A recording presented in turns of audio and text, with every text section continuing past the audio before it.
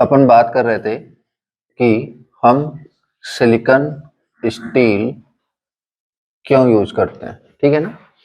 उसी पे बात हो रही थी। तो बताओ, सिलिकॉन स्टील बेसिकली ये किसका बना होता है? फेरोमैग्नेटिक मटेरियल का, ठीक है। इसके अलावा अगर बात करें कि इसका जो हिस्टेरेसिस कॉफिशिएंट था, द वैल्यू ऑफ एक्स, जैसे पीएच की वैल्यू, PH what is formula for hysteresis loss? नीटा बी मैक्सिमम के power X into F into भी, ठीक है, डन। तो जो इस मटेरियल के लिए जो पीएच हिस्टेरेसिस लॉस की वैल्यू है, हम देख सकते हैं कि जितना एक्स की वैल्यू हाई होने पे हिस्टेरेसिस लॉस ज्यादा होगा, तो सिलिकॉन स्टील के लिए एक्स की वैल्यू कितनी होती है? 1.6। तो एक्स की वैल्यू कम होने के कारण बेसिकली ये जो आपका हिस्टेरेसिस लॉस है वो भी क्या हो जाएगा? कम हो जाएगा। Done, okay. एक तो ये वजह थी, ठीक है। और इसी को थोड़ा सा अपडेट करके हमने क्या बनाया था? सिलिकॉन स्टील को थोड़ा सा अपडेट करके क्या देखा था? CRGO, ठीक है ना। तो उस पर भी बात करते हैं। फिलहाल सिलिकॉन स्टील मतलब मेनली होता है आपका स्टील का, फिर उसमें अपन ऐड करते हैं सिलिकॉन। क्यों ऐड करते थे? ताकि जो मटेरियल की कंडक्टिविटी है वो क्या हो जाए? कम। कितना परसेंट ऐड करते थे? 4 to 5%, ठीक है, 5% के आसपास ऐड करते थे। तो कंडक्टिविटी क्या हो जाए? कम।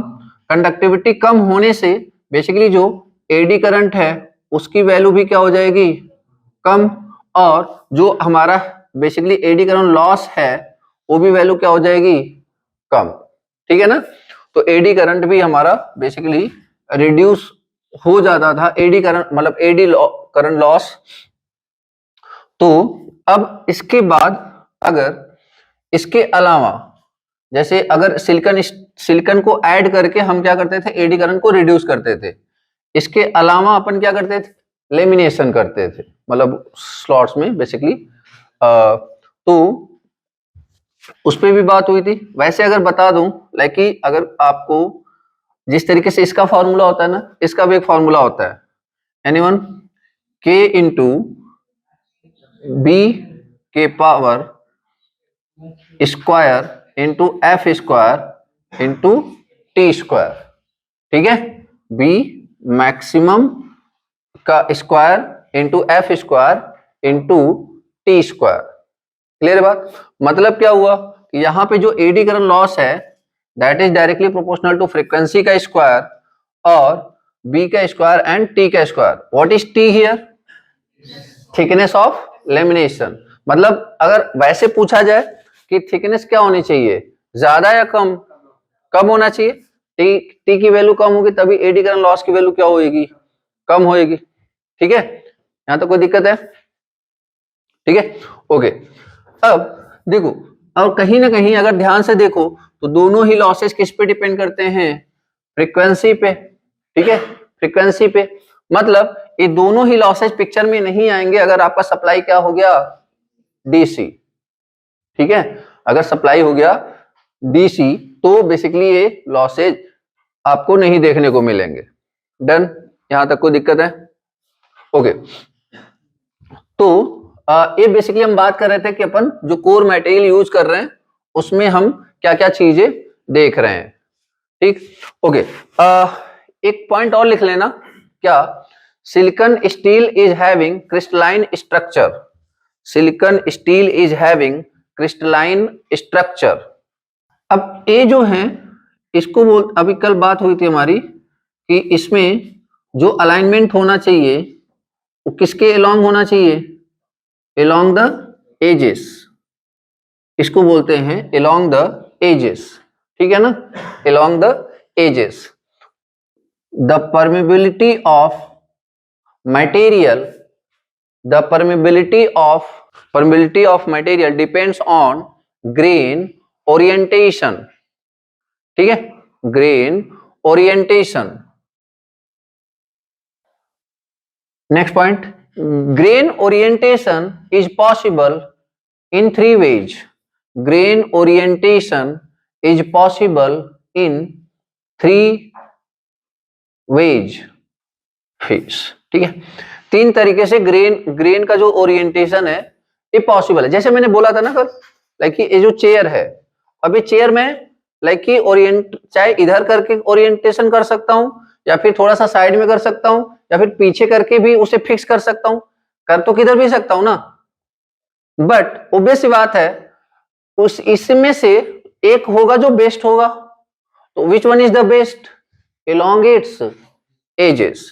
इस सिचुएशन में मैक्सिमम परमेबिलिटी हमें देखने को मिलती है। ठीक है, इस along in of its edges, इस सिचुएशन में हमें मैक्सिमम परमेबिलिटी देखने को मिलती है। ठीक है, तो यहां पे एक नोट पॉइंट करके लिखेंगे, in silicon steel some grains offers high permeability, some grains offer high permeability and some offer low permeability. Some grains offer high permeability and some grains offer low permeability.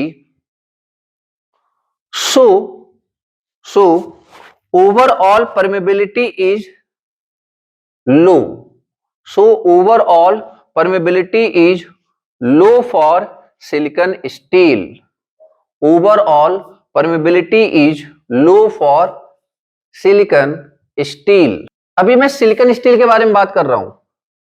अब ये तो basically problem हुई, अब इसका solution क्या है? तो अब यहां पे लिखेंगे अपन बेसिकली इसके बारे में, क्या हो गया आपका CrGO स्टील। लिखो CrGO स्टील, ठीक है ना, CrGO स्टील। इन CrGO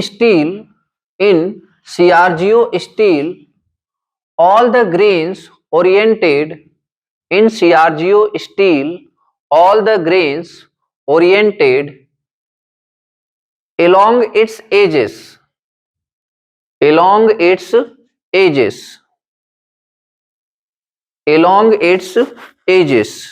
therefore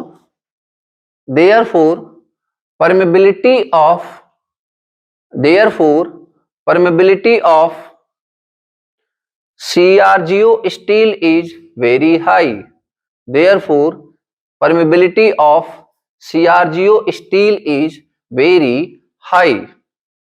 मतलब एक तरीके से हम सारे और मतलब इसके जो ग्रेन्स हैं उनको इस मटेरियल के एजेस के एलोंग अलाइन करने का जो प्रोसेस है उसी को बोलते हैं कोल्ड रोल्ड ग्रेन ओरिएंटेशन। आई बात समझ में? ये जो CrGO मटेरियल मतलब CrGO मटेरियल क्या है? सिलिकॉन स्टील ही है। उसमें हम सारे ग्रेन्स को किसके अलोंग ओरिएंट कर देते हैं? अलोंग इट्स एजेस, जिसकी वजह से परमेबिलिटी ज्यादा हो जाती है। मतलब क्या हुआ? कंक्लूजन क्या हुआ? The best material for transformer core is what? CrGO। Clear है बात? आगे अब जैसे किसी को सर कैसे मतलब कि ये चीज हमें कैसे पता चलेगी कि कौन मटेरियल अच्छा है और कौन मटेरियल अच्छा नहीं है? ये चीज अगर हमें पता करना हो तो कैसे पता कर सकते हैं? तो इसके लिए आपको बेसिकली BH कर्व ड्रॉ करना पड़ेगा। BH कर्व ड्रॉ करना पड़ेगा, that is H and B या फिर फाई इक्वल टू क्या होता है? B into A. Phi equal to क्या होता है? B into A. और जो H है कहीं ना कहीं that is directly proportional to I। अगर आपको याद हो H इक्वल टू क्या होता है? NI upon L। तो कहीं ना कहीं ये चीजें तो फिक्स है ना, तो H is directly proportional to I। तो लाइक कि मैं बोला हूं कि BH कर्व बनाया, और जब BH कर्व बोलूं या फिर फाई और I में बोल सकता हूं। आई बात समझ में? तो देखो, अगर यहां पे बात करें, ये जो BH कर्व है, देखो हम चाहेंगे क्या कि हम किसी मटेरियल के पास, मतलब एक समझो आप, एक मटेरियल है जो कि क्या है, फेरोमैग्नेटिक मटेरियल, मतलब एक मैग्नेटिक मटेरियल। अगर हम इस मैग्नेटिक मटेरियल के पास में कोई मैग्नेटाइजिंग फोर्स रखते हैं, what is magnetizing force? H। और वो मैग्नेटाइजिंग फोर्स किसकी हेल्प से लाएंगे अपन? एक्सटर्नल करंट की हेल्प से लाएंगे। ट्रांसफार्मर में अपन करंट देते हैं ना, तो करंट क्या प्रोड्यूस करता होगा? एमएमएफ। तो वो जो एमएमएफ है उसकी बात कर रहा हूं मैं, दैट इज मैग्नेटाइजिंग फोर्स। अब वो मैग्नेटाइजिंग फोर्स, अगर यहां पे मैग्नेटाइजिंग फोर्स के प्रेजेंस में, उस एक्सटर्नल मैग्नेटाइजिंग फोर्स के प्रेजेंस में अगर इसके जो ग्रेन्स हैं या इसके जो डोमेन्स हैं वो उसी डायरेक्शन में अलाइन हो रहे हैं, तो इसको अपन क्या बोलते हैं? एक अच्छा मैग्नेटिक मटेरियल। अब जितना ज्यादा अलाइन होगा उतना अच्छा मैग्नेटिक मटेरियल होने वाला है। आई बात समझ में? जैसे हम ऐसे समझो आप कि मान लो ये मैंने सप्लाई दिया, अभी इस पॉइंट पे करंट की वैल्यू क्या है? 0। इस पॉइंट पे करंट की वैल्यू क्या है? 0। तो अगर इस पॉइंट पे करंट की वैल्यू 0 है तो कहीं ना कहीं मैग्नेटिक फील्ड की वैल्यू भी क्या होगी? 0। मतलब जो मैग्नेटाइजिंग फोर्स है H की वैल्यू। तो यहां पे कोई फोर्स है क्या अभी जो इसको मैग्नेटाइज करे, जो उसके डोमेन्स को अलाइन करे? नहीं। तो इसके जो डोमेन्स होंगे, इसमें डोमेन्स होंगे या नहीं होंगे? डोमेन्स तो होंगे, बट वो अलाइन नहीं होंगे। और याद रखना, डोमेन्स का होना is not a sign of good magnetic material. मतलब ज्यादा स्टूडेंट हैं तो क्या मैं बोलूंगा कि वो डिसिप्लिन्ड है क्या? नहीं ना। ज्यादा स्टूडेंट होने का मतलब ये तो नहीं है कि ना सारे के सारे डिसिप्लिन्ड हैं। तो डिसिप्लिन तो तब बोलूंगा ना जब सारे लाइक की बात मानेंगे, तब आएगी ना बात कि लाइक डिसिप्लिन्ड है। तो यहाँ पे एक अच्छा मैग्नेटिक मटेरियल से मतलब स्टूडेंट से नहीं है, किससे है? डिसिप्लिन से है। आ रही बात समझ में? तो यहाँ पे जैसे ही आपने थोड़ा सा मैग्नेटिक फील्ड बढ़ाया, अब यहाँ पे जो डोमेन्स रैंडमली ओरिएंटेड थे, अब ये क्या हो जाएंगे? एक डोमेन्स एक डायरेक्शन में अलाइन होना स्टार्ट हो जाएंगे। तो जैसे ही मैंने मैग्नेटिक फील्ड थोड़ा सा बढ़ाया, 2-4 डोमेन इस डायरेक्शन में अलाइन हो गए। अभी मैं सिर्फ उन्हीं डोमेन्स को बना रहा हूं जो अलाइंड है, और बाकी ढेर सारे डोमेन्स यहाँ पे प्रेजेंट है, मैं सबकी बात नहीं कर रहा। मैं थोड़ा सा फील्ड और बढ़ाया तो और अलाइन हो गए। ठीक है। इसी तरीके से एक मैक्सिमम करंट जाने पर हो सकता है मैक्सिमम करंट पहुंचने से पहले ही इसी पॉइंट पे जितने डोमेन्स थे, अब अलाइनमेंट जैसे जैसे हम करंट बढ़ाएंगे अलाइनमेंट क्या होता जा रहा है? बढ़ता जा रहा है ना। बट एक पॉइंट के बाद अगर मैं करंट बढ़ाऊंगा भी तो यार उसमें जितने डोमेन्स हैं उतने सारे क्या हो गए? खत्म। जितने डोमेन्स हैं वो सारे खत्म हो गए। तो उसके बाद भी अगर मैं करंट दूंगा तो क्या अलाइनमेंट होगा क्या? And that situation is known as saturation. तो सैचुरेशन क्या होता है कि इसका मतलब ये है कि आप जितने भी डोमेन्स हैं सारे के सारे अलाइन हो चुके हैं। आगे बात समझ में? तो यहां पे अब जैसे मान लीजिए मैंने करंट बढ़ाया, तो मैं उम्मीद कर रहा हूं कि मैग्नेटिक फ्लक्स डेंसिटी भी क्या होगी? बढ़ेगी। जितने ज्यादा ढेर सारे, मतलब इससे समझो सिंपल सा मतलब है मैग्नेटिक फ्लक्स डेंसिटी का मतलब क्या है? Domains per unit volume. जितने ज्यादा अलाइंड डोमेन होंगे उतना अच्छा मैग्नेटिक मटेरियल वो जैसा बिहेव करेगा। तो सबसे ज्यादा जितने भी मटेरियल हमारे पास हैं उसमें से सबसे ज्यादा अलाइंड डोमेन्स किस मटेरियल में होगा? CRGO में। आई बात समझ में? CRGO में for the same magnetic field या फिर सेम मैग्नेटाइजिंग फोर्स। मतलब क्या हुआ कि आप ये समझो कि ये जो मटेरियल है that is what? CRGO steel. समझ में? क्या है ये? CRGO steel. अब यहाँ पे अभी मटेरियल अच्छा कैसे है? क्योंकि और मटेरियल के कंपैरिजन में for the same amount of current मुझे मैक्सिमम क्या मिल रहा है, मैग्नेटिक फील्ड डेंसिटी। आई बात समझ में? सर हमें मैग्नेटिक फील्ड डेंसिटी चाहिए क्यों?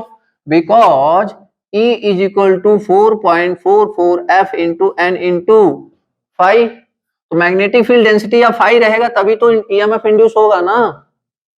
आ रही बात समझ में? तो ईएमएफ इंड्यूस करने के लिए बेसिकली हमें क्या चाहिए, एक अच्छा मतलब बहुत ज्यादा फ्लक्स चाहिए। क्लियर है बात? चलो अब इससे रिलेटिवली कम डोमेन्स अलाइन होंगे किसमें, सिलिकॉन स्टील में। बोलो हाँ या ना? ठीक है, मतलब अगर मैं एक रफ आइडिया दूं आपको तो ये जो वैल्यू है ना, ये maximum value that is 1.8 Tesla अगर ये प्रोड्यूस करेगा तो बेसिकली सिलिकॉन स्टील प्रोड्यूस करेगा 1.4 टेस्ला। जस्ट इंफॉर्मेशन के लिए, लाइक आपको एक आइडिया लगे कि लाइक कितना डिफरेंस है। क्लियर है? अब सोचो ना कि like for the same amount of current कौन ज्यादा मैग्नेटिक फील्ड डेंसिटी प्रोड्यूस कर रहा है, CRGO। क्लियर है? ठीक है, और अगर इसके बाद इसके नीचे आता है माइल्ड स्टील, ठीक है, माइल्ड स्टील, डन। इसके बाद देन आपका आ जाता है कास्ट आयरन, कास्ट आयरन, ठीक है, कास्ट आयरन, और देन एकदम लास्ट में कास्ट स्टील, ठीक है, कास्ट स्टील। तो कहने का मतलब ये जो है ये सारे बेसिकली क्या हो गए, यहां पे देखो सिंपल, मतलब एक सिंपल सा मतलब समझो कि for the same amount of current, देखो ये सबसे कम मैग्नेटिक फील्ड प्रोड्यूस कर रहा है, ये उससे ज्यादा, ये उससे ज्यादा, ये उससे ज्यादा, और सबसे ज्यादा CRGO। तो यहां से अपन इस तरीके से अपन ये डिसाइड कर सकते हैं प्रैक्टिकल लाइफ में which material is best for transformer, CRGO steel. Done? ठीक है,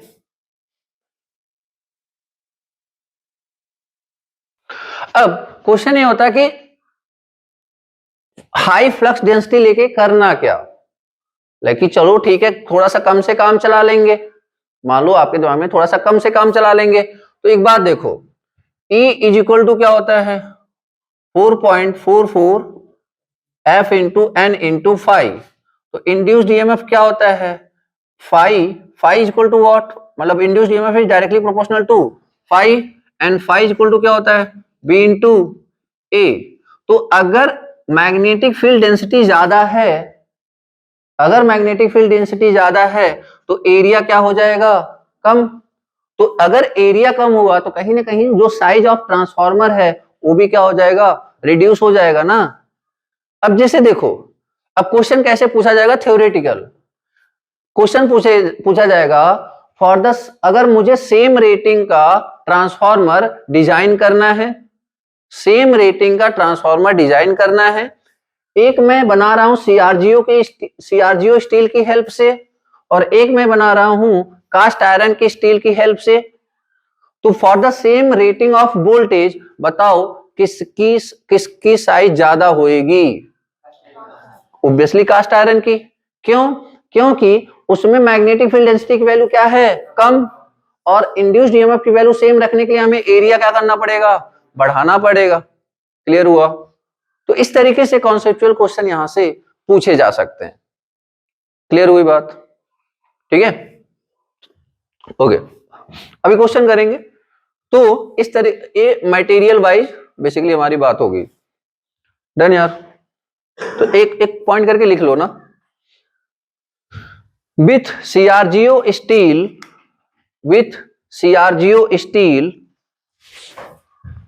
higher flux density can be achieved. With CRGO steel, higher flux density can be achieved. With CRGO steel, higher flux density can be achieved so that size and weight of the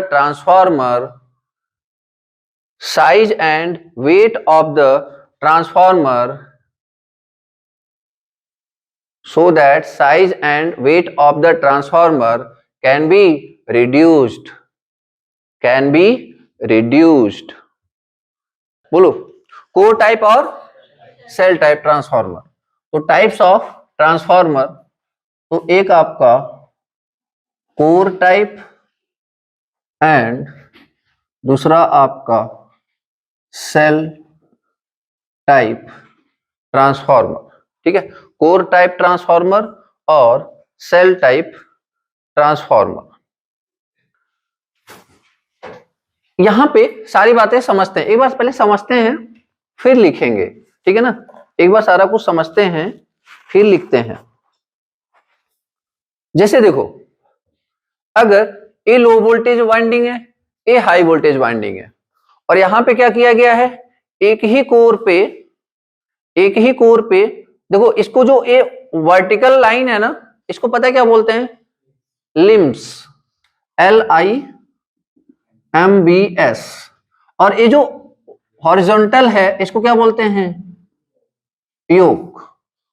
ठीक है, तो अब यहां पे पहला question यही बन जाता है कि कोर टाइप में कितने योक हैं, बोलो कितने योक हैं, 2, और कितने लिम्स हैं, 2 आपके लिम्स है।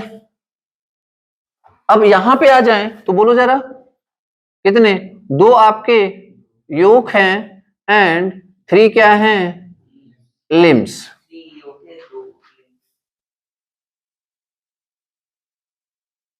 ठीक है, क्लियर है। ये जो वर्टिकल लाइन है इसको अपन क्या बोलते हैं, लिम्स।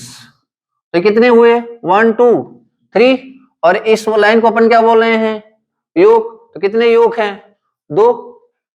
आई बात समझ में, ठीक है। पहला पॉइंट। अब यहां पे ध्यान दो, मतलब हमें इस तरीके से समझना है चीजों को कि हमारे दिमाग में सिर्फ ये शेप रहे और सारे पॉइंट्स हमें वैसे ही याद हो जाए, मतलब हमें नोट्स देखने की जरूरत ना पड़े। लेकिन सिंपली पहला डेफिनेशन क्या था कि ए बेसिकली लिम्ब है जो वर्टिकल हैं और ए हॉरिजॉन्टल आपके योक हैं। तो अब हमारे अगर दिमाग में ये शेप है तो ये हमें रटना थोड़ी ना है, क्लियर है। दूसरा पॉइंट, अब यहां से अगर ये फ्लक्स निकलेगा, इस पॉइंट से अगर यहां से फ्लक्स जाएगा, ठीक है, ये फ्लक्स यहां पे जाएगा तो डिफरेंट डायमेंशन से क्रॉस कर रहा है, बोलो हाँ या ना। तो याद करो हमने बात करी थी, एक कौन सा सर्किट, एक फ्लक्स इसमें से फ्लो कर रहा है, तो मतलब ये क्या है, मैग्नेटिक सर्किट। क्या है ये, मैग्नेटिक सर्किट। अब मैग्नेटिक सर्किट में 2 टाइप के सर्किट थे, एक सीरीज मैग्नेटिक सर्किट था और एक पैरेलल मैग्नेटिक सर्किट। तो सीरीज मैग्नेटिक सर्किट में थ्रू आउट द क्या होता था, फ्लक्स क्या होता था, सेम होता था। तो यहां पे इसका मतलब जो कोर टाइप है इसमें कैसा सर्किट बनेगा, सीरीज मैग्नेटिक सर्किट, बोलो हाँ या ना, सीरीज मैग्नेटिक सर्किट। और बात करें यहां पे देखो, अब यहां से जब फ्लक्स निकलेगा, यहां से अभी जो फ्लक्स निकलेगा तो क्या ए डिस्ट्रीब्यूट होकर के 2 पाथों में जा रहा है, बोलो हाँ या ना। देखो ना, कुछ फ्लक्स इधर जाएगा φ1, कुछ इधर जाएगा। मान लो यहां से φ निकल रहा है तो φ1 इधर गया, φ2 इधर गया, तो φ क्या हो रहा है, डिस्ट्रीब्यूट। फाई के लिए फाई क्या हो रहा है, डिस्ट्रीब्यूट। तो फाई डिस्ट्रीब्यूट होता था तो उसे सीरीज मैग्नेटिक सर्किट बोलते थे, parallel magnetic circuit, parallel magnetic circuit. जैसे करंट सेम होता है तो सीरीज, करंट जब डिस्ट्रीब्यूट होता है तो पैरेलल। उसी तरह फ्लक्स अगर सेम है तो सीरीज, अगर फ्लक्स डिस्ट्रीब्यूट हो रहा है तो पैरेलल। ठीक है, इसको क्या बोलते थे, पैरेलल मैग्नेटिक सर्किट। क्लियर है क्या, ठीक है, पैरेलल मैग्नेटिक सर्किट। एक क्या है, कोर, और एक क्या है, वाइंडिंग्स। एक कोर है, एक वाइंडिंग्स है। इसमें भी एक कोर हो गया और एक वाइंडिंग्स है, बहुत ध्यान समझना। तो core is surrounded by the windings and winding is surrounded by the, yes या no, लिख सकते हैं, लिखो, ये पॉइंट लिख लो। क्या core is surrounded by the windings, core is surrounded by the windings, किसमें लिखना हमने, कोर में, core is surrounded by the winding, और सेल में क्या लिखना है, बोलो, windings is surrounded by the core, winding is surrounded by the core। Clear है बात?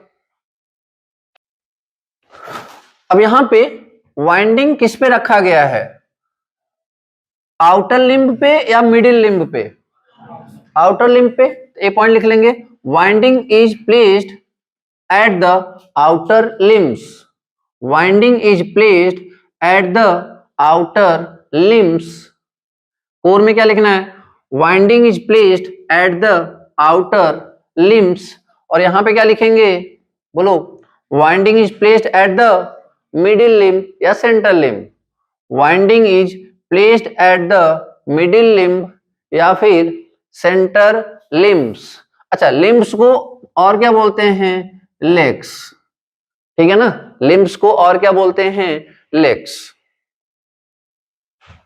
उसके बाद अगर ध्यान दो,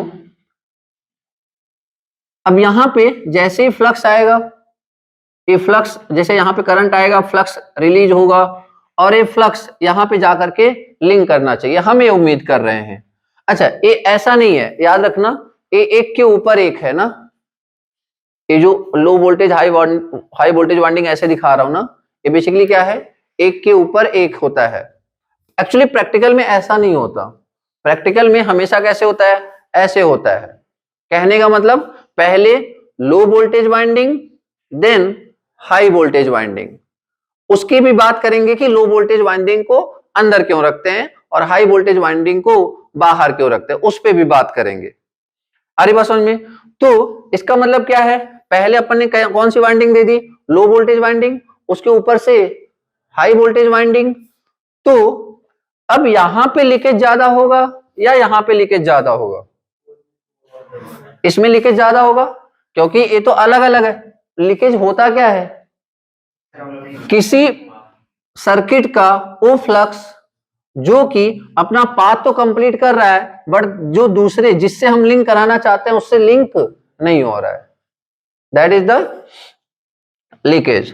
तो यहां पे क्या लिखेंगे, यहां पे बेसिकली ये आउटर पे हैं, मतलब ये दूर हैं, तो there is a more possibility की लीकेज ज्यादा होगा। तो बेसिकली यहां पे क्या लिखेंगे, मोर लीकेज, मोर लीकेज, और यहां पे क्या लिखेंगे, लेस लीकेज,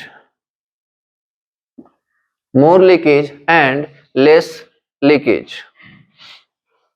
और आप बोलो कि दो अलग अलग लिम्ब्स में है, तो मतलब आप बेसिकली ये सोच रहे हो कि यहां पे, अच्छा इंसुलेशन देते कहां, पहले ये बताओ तो,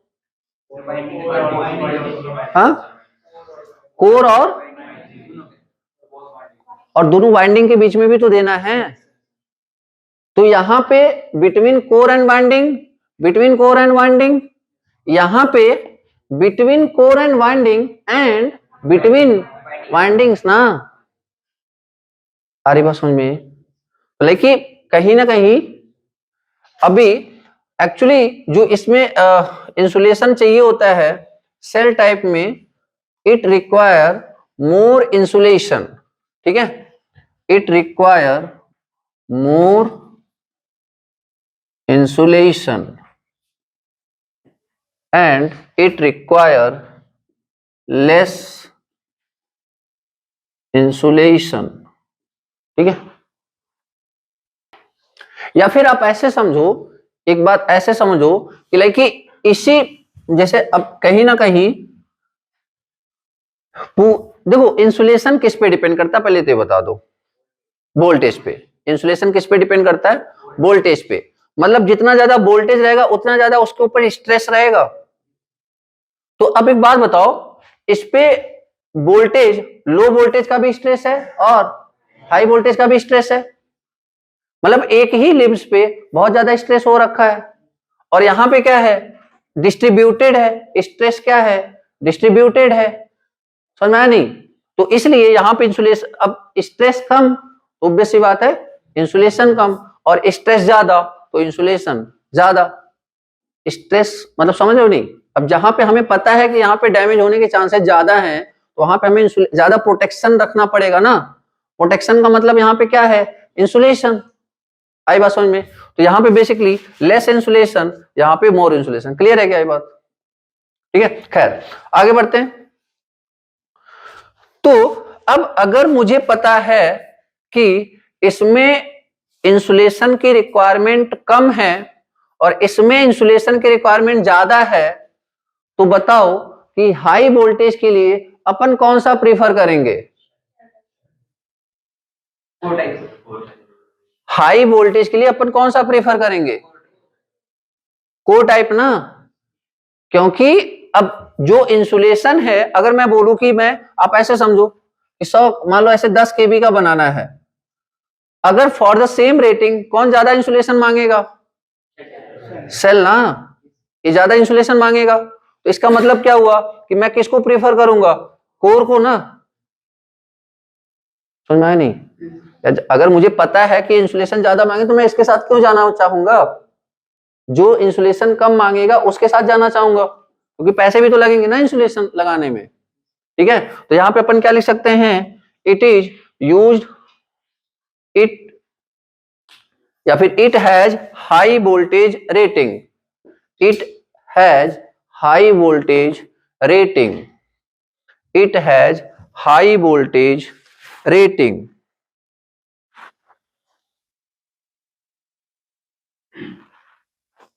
It has high voltage rating and low current rating. It has high voltage rating and low current rating. Sir ये करंट का क्या कॉन्सेप्ट है? देखो एक बात बताओ, अगर आपने करंट दिया तो यहां पे क्या होगा, फ्लक्स क्रिएट होगा, और जितना ज्यादा फ्लक्स क्रिएट होगा उतना ही ज्यादा चांसेस है कि लीकेज होगा। यस या नो? अब यार अगर मैं 10 एम्पियर करंट फ्लो करा रहा हूं और मैं 100 एम्पियर करंट फ्लो करा रहा हूं, किस केस में ज्यादा लीकेज होगा? ऑब्वियस सी बात है ना।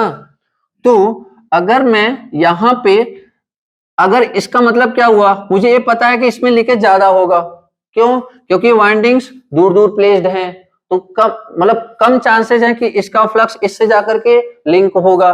बट यहाँ पे दोनों पास में है, तो लीकेज इसमें क्या होगा, कम होगा।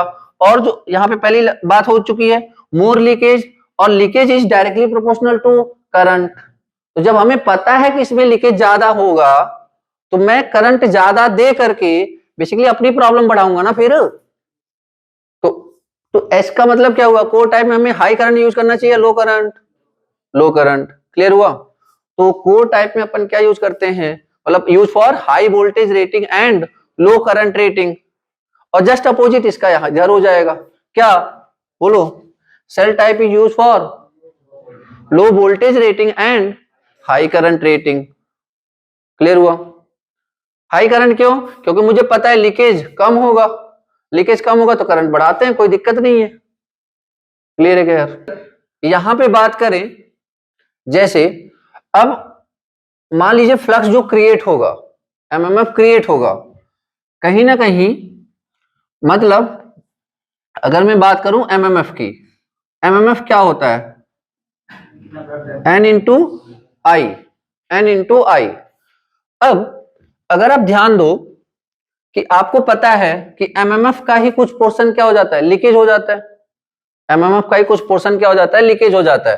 तो अगर इसमें लीकेज ज्यादा हो रहा होगा तो कहीं ना कहीं एमएमएफ जो यहां से यहां जा रहा होगा कम जा रहा होगा। तो कहने का मतलब क्या हुआ कि मुझे यहां पे एमएमएफ को, अगर मैं एमएमएफ को सेम रखना चाह रहा हूं, एमएमएफ को सेम रखना चाह रहा हूं, तो कहीं ना कहीं मुझे या तो करंट बढ़ाना पड़ेगा या तो नंबर ऑफ टर्न्स बढ़ाना पड़ेगा, क्योंकि इधर लीकेज ज्यादा हो रहा है। अब करंट बढ़ाएंगे तो अगेन लीकेज ज्यादा होगा, करंट बढ़ाएंगे तो लीकेज और ज्यादा हो जाएगा। तो सेकंड ऑप्शन क्या है हमारे पास, नंबर ऑफ टर्न्स बढ़ाओ। अब अगर नंबर ऑफ टर्न्स बढ़ाओगे तो ऑब्वियस सी बात है रिक्वायरमेंट ऑफ कॉपर क्या हो जाएगा, ज्यादा हो जाएगा। यस या नो? ठीक है, तो लिखिए next point, it requires more amount of copper, it requires more amount of copper, और इसमें क्या लिखेंगे, it requires less amount of copper, it requires less amount of copper. अगर कॉपर ज्यादा चाहिए, कॉपर वाइंडिंग मतलब वाइंडिंग क्या है, नंबर ऑफ टर्न्स बढ़ाने, तो कॉपर बढ़ाना पड़ेगा। कॉपर बढ़ाएंगे तो कहीं ना कहीं जो कॉपर लॉस है वो भी क्या होएगा, ज्यादा होएगा, कॉपर लॉस ज्यादा होएगा। और इसमें अगर बात करें कॉपर लॉस कहीं ना कहीं कम होएगा, क्योंकि आप ऐसे सोचो ना, नंबर ऑफ टर्न्स बढ़ाओगे तो लेंथ बढ़ेगा, लेंथ बढ़ेगा तो रेजिस्टेंस बढ़ेगा, रेजिस्टेंस बढ़ेगा तो आई स्क्वायर आर कॉपर लॉस बढ़ेगा, ठीक है ना। आई स्क्वायर आर लॉस इंक्रीज हुआ, क्यों इंक्रीज हुआ, क्योंकि नंबर ऑफ टर्न्स बढ़ाया, नंबर ऑफ टर्न्स बढ़ाया तो रेजिस्टेंस बढ़ा। तो अगर कॉपर लॉस बढ़ रहा है तो इफिशियंसी क्या हो जाएगी, डिक्रीज। लेकिन अगर इन दोनों को कंपैरिजन करें तो किसकी इफिशियंसी ज्यादा आएगी, बोलो यार, सेल टाइप की। अगर सेम रेटिंग पे कंपैरिजन करें तो किसकी रेटिंग ज्यादा आने, किसकी इफिशियंसी ज्यादा आने वाली है, सेल टाइप की। ओके, अब यहां पे एक बात समझो, जैसे अगर आपको याद हो कि जिस तरीके से करंट किसी वायर का डायमीटर किसके ऊपर डिपेंड करता है, किसी वायर का एक थिकनेस या डायमीटर क्रॉस सेक्शनल एरिया किस पे डिपेंड करता है, करंट पे। तो इसी तरीके से ये जो इसकी बेसिकली थिकनेस है ये किसके ऊपर डिपेंड करेगी, फ्लक्स पे। यस या नो? किसके ऊपर डिपेंड करेगी, फ्लक्स पे। तो जिसमें फ्लक्स ज्यादा उसकी इसकी बेसिकली विड्थ क्या होगी, ज्यादा होगी। यस या नो? तो अगर मान लीजिए मैं कह रहा हूं कि मैंने एक स्टैंडर्ड ले लिया कि फ्लक्स मुझे 5 फ्लो कराना है, 5, तो इसमें से कितना फ्लक्स फ्लो हो रहा है, 5, इसमें से कितना फ्लो हो रहा है, 5। अब इसमें से भी मुझे पता है कितना फ्लो हो रहा है, 5, मतलब इसका इसका और इसका तीनों का जो विड्थ होगा वो सेम होगा, बट इसमें से फ्लक्स कितना फ्लो हो रहा है, 5/2, इसमें से 5/2, तो इसका जो एरिया होएगा cross sectional area that will be half of the central limb ना। क्लियर है बात, लिख लीजिए।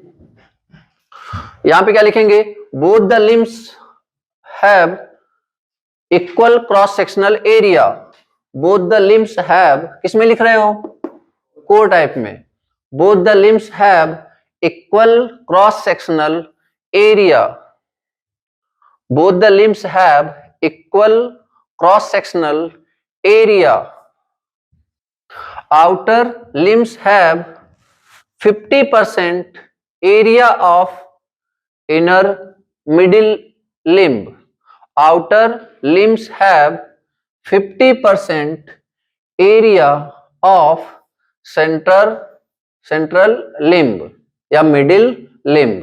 क्लियर है क्या बात, जो आउटर का एरिया है वो सेंटर का 50% है, हालांकि मैंने बनाया नहीं है ऐसा कुछ, ठीक है, तो समझ लेना, ठीक है, डिजाइन पे मत जाना। मैकेनिकल सपोर्ट ज्यादा किस में दिख रहा है आपको, वाइंडिंग को, सेल टाइप में, तो हाई मतलब कि more mechanical strength, less mechanical strength या सपोर्ट, सॉरी स्ट्रेंथ मत लिखना, मोर मैकेनिकल सपोर्ट या फिर mechanical support is high, mechanical support is low. Mechanical support low किसमें है, कोर में, ठीक है ना, और मैकेनिकल सपोर्ट हाई सेल में। अब यहां पे एक टॉपिक आता, जैसे अब यहीं पे देखो, जैसे अभी बात हुई, याद रखना कभी भी इस तरीके से तो वाइंडिंग कभी यू प्लेस होती ही नहीं है, क्योंकि अब यहां से यहां तक जब मुझे पता है मेरे पास ऑप्शन है कि लाइक जमीन आसमान का अंतर आ जाएगा ना, लाइक एक वाइंडिंग है, इसमें से जो फ्लक्स निकला वो कब ज्यादा लिंक करेगा, जब वो दूसरा वाला कॉइल इसके ऊपर ही है या यहां पे है, ऊपर ही है ना, सिंपल सी बात है यार। तो इसका मतलब, और मुझे ये भी पता है कि इंडक्शन सॉरी मतलब ये जो ट्रांसफार्मर है म्यूचुअल कपलिंग पे ही चल रहा है, कपल्ड सर्किट है ना, transformer is a coupled circuit, पहले लेक्चर में बात हुई थी। तो इसका मतलब क्या हुआ कि अगर मुझे पता, और कपल्ड सर्किट का मतलब क्या होता है कि पहले सर्किट का मैक्सिमम फ्लक्स दूसरे से लिंक करना चाहिए। तो ये तो लाइक ही नॉर्मल कंस्ट्रक्शन हुआ। एक काम करते हैं, अगला टॉपिक लिखते हैं, placement of windings in transformer, placement of winding in transformer, placement of winding on transformer. अब उसमें एक छोटा सा पहले टॉपिक लिखते हैं, क्या, construction of transformer winding, construction of transformer winding, construction of transformer winding, construction of transformer winding. अब एक बात बताओ, जो ट्रांसफार्मर वाइंडिंग्स होते हैं इनके लिए अगर मैं पूछूं कि ऑप्शन क्या क्या हैं, किस मटेरियल से बनाओगे आप, एक कॉपर और सेकंड ऑप्शन एल्यूमिनियम। एक्चुअली जो पावर ट्रांसफार्मर होता है ना वो कॉपर का बना होता है, और जो डिस्ट्रीब्यूशन होता है ना वो बेसिकली एल्यूमिनियम का बना होता है। सारी बात समझ में, मतलब प्रीफर करते हैं, ठीक है, कंपलसरी नहीं है बट ऐसा देखा गया है। खैर, अगर आप मान लो इसमें या फिर सिंपल, चलो छोड़ो अभी एल्यूमिनियम को नहीं लाते यहाँ पे, क्योंकि नॉर्मली वो कहाँ यूज किया जाता है, ट्रांसमिशन लाइन में, ठीक है। तो एल्यूमिनियम को भी यहाँ लाके थोड़ा सा, क्योंकि बहुत रेयर ही होता है।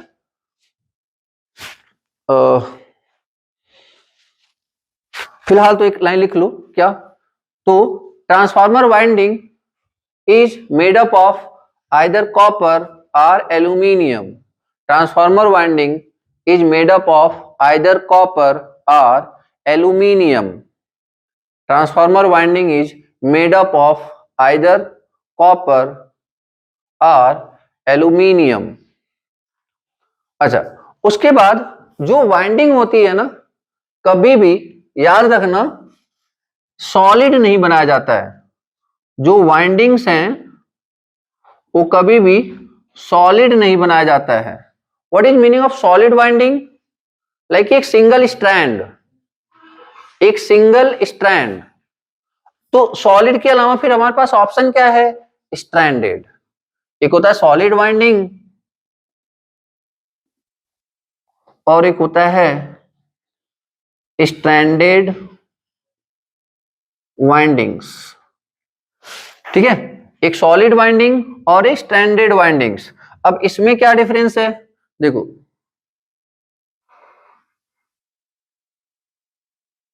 ये बेसिकली एक सिंपल सा समझो, लाइक ये क्या हो गया, सॉलिड, ठीक है। और इस तरीके से अगर लाइक कि समझ पा रहे हो,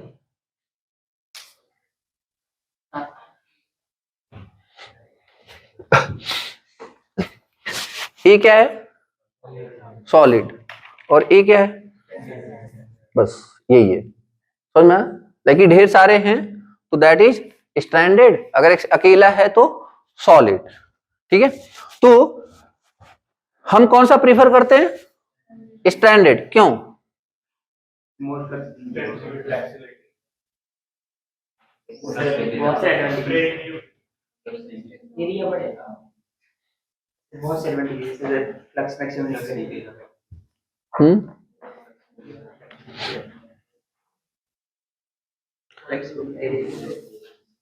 और भी सब्जेक्ट में चले जाओ थोड़ा,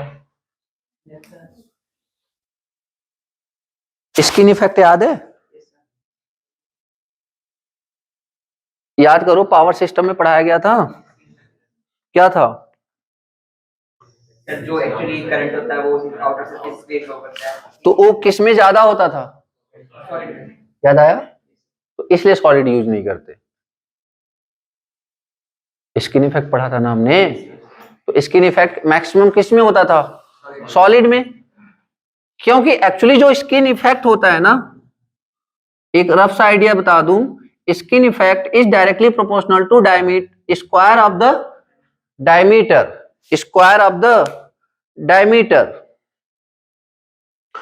तो अब समझो डायमीटर, तो इसका मतलब मैं डायमीटर को क्या रखूं, ज्यादा या कम? कम। तो कम कम डायमीटर की वाइंडिंग किस में होएगी? स्टैंडर्ड में ना। ओवरऑल की बात नहीं कर रहा मैं, एक की बात कर रहा हूं मैं, ओवरऑल की बात नहीं कर रहा मैं, एक की बात कर रहा हूं मैं। तो एक, इसलिए बेसिकली अपन स्किन इफेक्ट ज्यादा ना हो इसलिए अपन कौन सी वाइंडिंग यूज करते हैं? Standard winding. क्लियर है बात? तो लिख लीजिए, skin effect is directly proportional to, skin effect is directly proportional to square of the diameter, square of the diameter.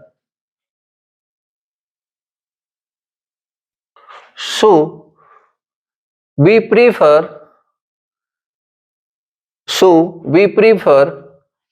stranded windings, so we prefer stranded winding to reduce skin effect, to reduce skin effect।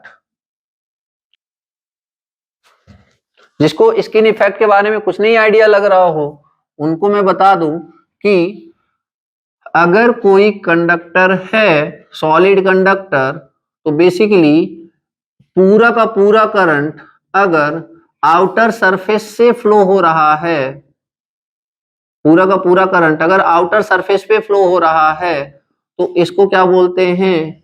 Skin effect. क्यों होता है ये power system में आपको बहुत detail में बताया गया है। इससे नुकसान क्या है, प्रॉब्लम क्या है इससे? चलो क्यों होता है वो सारी बातें तो हैं, नुकसान क्या है इससे, स्किन इफेक्ट से? Very good. क्योंकि जो जो हमें इतना तो पता है कि हम रेजिस्टेंस वही कंसीडर करते हैं जहां से करंट जाता है, हम रेजिस्टेंस उसी का कंसीडर करते हैं जहां से करंट जाता है। तो जो अगर सब जगह से करंट जाता तो हमारा इफेक्टिव क्रॉस सेक्शनल एरिया क्या होता? पूरा ना। बट अभी जो इफेक्टिव क्रॉस सेक्शनल एरिया है वो सिर्फ ए वाला पार्ट है।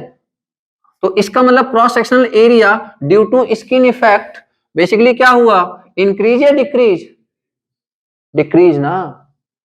अगर स्किन इफेक्ट ना होता तो क्रॉस सेक्शनल एरिया पूरा ही था ना, फिर पूरा ही था, मतलब लाइक कि पूरा ही था ये वाला। बट स्किन इफेक्ट हो रहा है, इसकी वजह से क्रॉस सेक्शनल एरिया सिर्फ कितना बचा? ए वाला पोर्शन, आउटर पोर्शन। तो एरिया क्या हुआ? डिक्रीज। आर इक्वल टू क्या होता है? रो एल अपॉन ए। तो एरिया अगर डिक्रीज हो रहा है रेजिस्टेंस क्या होगा? इंक्रीज। और यही वजह है वहां पे भी बात हुई थी, R A C is nearly 1.5 times of R D C. मतलब for the same supply, for the same supply कौन ज्यादा रेजिस्टेंस ऑफर करेगा? AC supply. क्यों? Due to skin effect. Clear हुआ? ठीक है। खैर थोड़ा बहुत आइडिया लगा ये क्यों होता है। पावर सिस्टम में काफी डिटेल में बताया, लगभग 10-15 मिनट का टाइम लेके बताया गया है ना सारी चीजें, तो उसके अभी पर नहीं जा रहे। डन। खैर तो नेक्स्ट लिखिए, placement of winding on core type transformer, placement of winding on core type transformer.